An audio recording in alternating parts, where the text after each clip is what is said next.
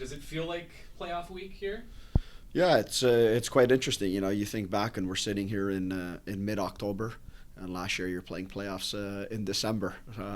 So you kind of feel like it's a little bit early, but of course we're prepared for it. This is what you start the season for. This is the way to a championship in the CPL, and we're looking forward to it. All the big moments this club has been through over the years, CONCACAF, Canadian Championship.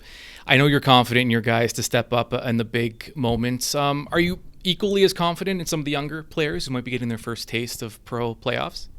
Yeah, of course. They've lived through the pressure of the season. Every week, your job out here as a player of Forge is to compete at the highest level.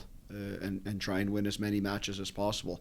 And I think that's what helps in the long run with these games. We've also had a couple of big games and big moments this year with this squad, and playing in the Canadian Championship final with Toronto FC, playing in Champions League against Cruz Azul. So the players have faced some of the best in the region. So I think that prepares them for what comes in the playoffs.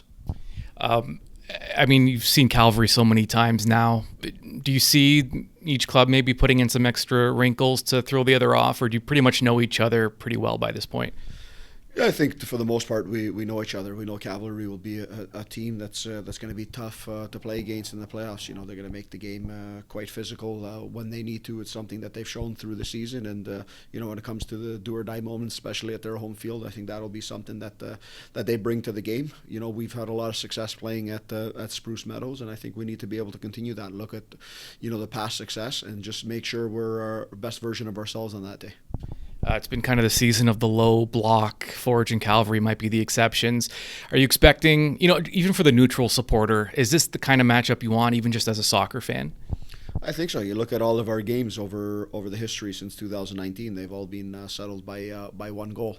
I think, like I said, there's only been one game where a team's gone ahead twice in a game. Or up by 2 goals. The rest of the time, it's been tight, and I expect a little bit of the same in these games, especially in the first game. Over there, teams trying to feel each other out. You may have a Calgary team that wants to come out a little bit stronger. But like I said, we've played in these different environments, and we've had a lot of success playing over there. If the pitch is in good condition, which it has been in this year, it's actually to our advantage. And the margins are slim in these matches too. It could take one mistake one way or the other to determine, the semifinal. How important then are those small details that you've been stressing all season?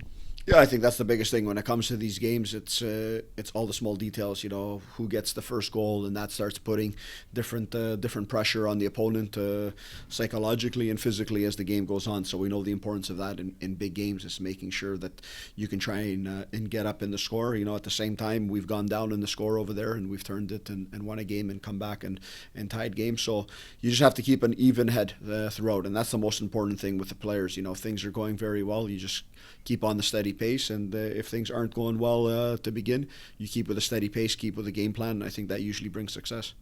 When you're playing 2 matches in an aggregate type situation with a home and away, how is that different than playing a 1-match elimination? Does it change anything in the approach?